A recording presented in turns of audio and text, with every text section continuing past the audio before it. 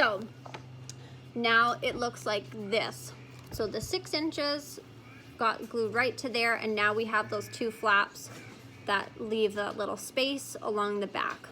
Okay, so I'm going to flip it around and do the exact same thing to the other 1 inch by 10 inch strip.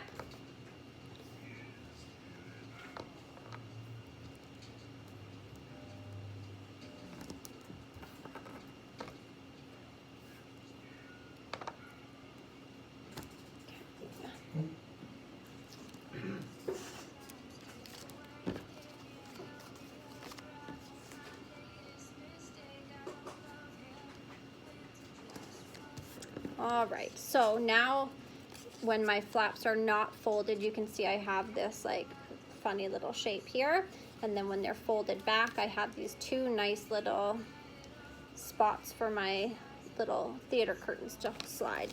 So now we're gonna take these 2 shorter 1 inch strips, 1 inch by 5.75 inches, and we're going to sort of complete this wrap around so that it makes a solid space to hold, right? So now it's going to be a completely filled in little pocket to hold your curtain. So I'm going to take my 1 inch by 5.7 inch piece of paper, put a little bit of adhesive here, and glue it down to hold these 2 flaps together.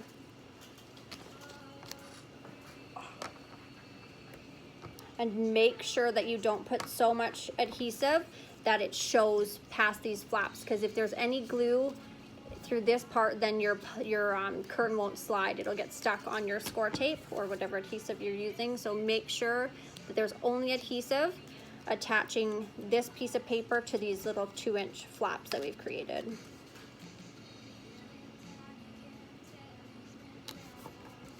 So just like that. Now that's one little finished pocket. I'm going to do the same thing to this side.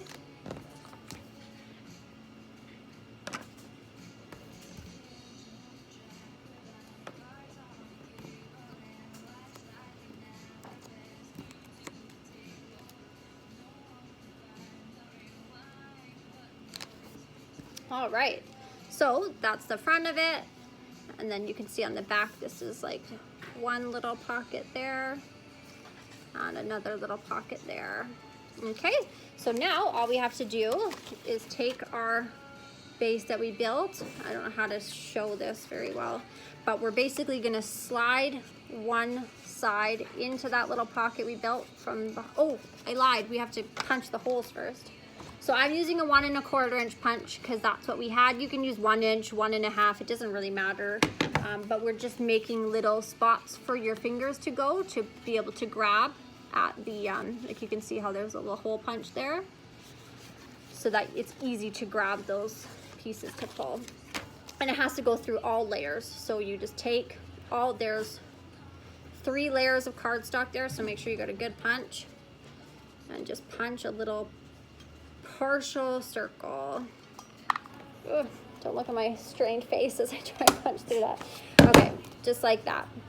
Okay, so I'll do that to both sides. I just eyeball it. You can measure if you want to. Ugh, perfect. Okay, so then it should look like that. And once you've done that, now we can slide these theater curtains in from the back. So the seam that we made, that like where the 1 inch by 5.75 inches, that seam that we built, that's on the back side. So that's the hidden side. You want that facing the card when you slide these little curtains in. And that's it. That is how you make a little theater card. Then at that point you would cut, you know, another 1 6x6 square with a hole, pattern paper or something to cover the front of that. And then same with all the other little elements you would cover and decorate with pattern papers and embellishments. But that is the base portion of the theater card. Does anybody have any questions? Awesome. Okay, well, it's going to be a chopped up video. I might see if I can get I think there's apps that can like piece together multiple videos, so I'll try and like make the best of what just happened there with my video. I should have put it on airplane mode, but I didn't, so now I have to live with it.